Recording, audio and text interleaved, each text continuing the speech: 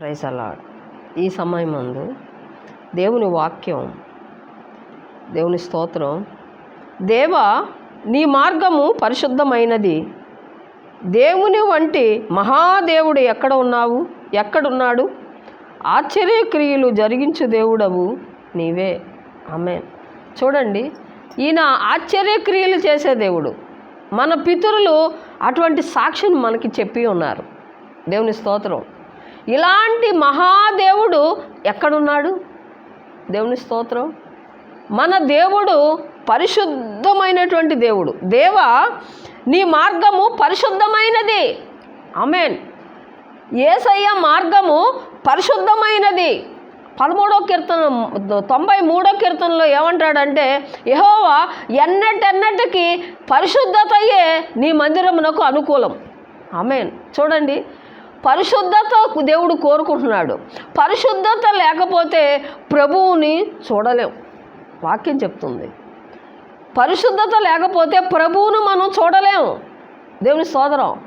పౌలు ఏం చెప్తున్నాడంటే, దేవుని స్తోత్రం, అన్యజనుల్లో కూడా లేదు ఇలాంటి జారత్వం.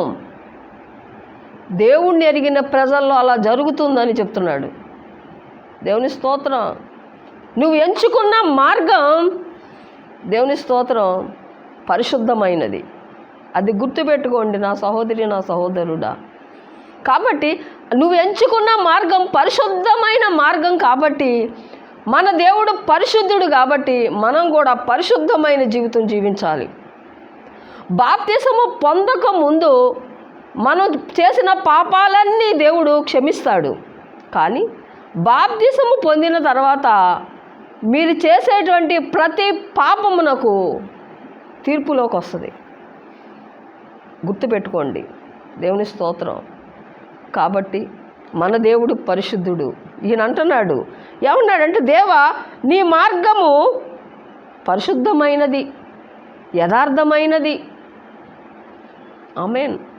కాబట్టి బాప్తిసం పొందక ముందు నువ్వు చేసిన పాపాలన్నీ దేవుడు క్షమిస్తాడు, తన రక్తంతో కడిగి వేస్తాడు. కానీ బాప్తిసం పొందిన తర్వాత నువ్వు మరలా అదే పాపం మీరు చేస్తుంటే తీర్పులోకి వస్తారు. జాగ్రత్త.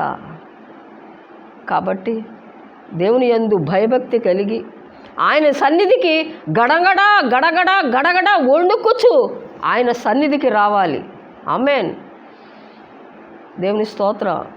కాబట్టి ఆ విధంగా దేవుని యందు భయభక్తి కలిగి పరిశుద్ధమైన జీవితం జీవిస్తూ దేవునికి భయపడి ఆయన మార్గమును మనం అనుసరిద్దాం. దేవుడి మాటలు దీవించునుగాక.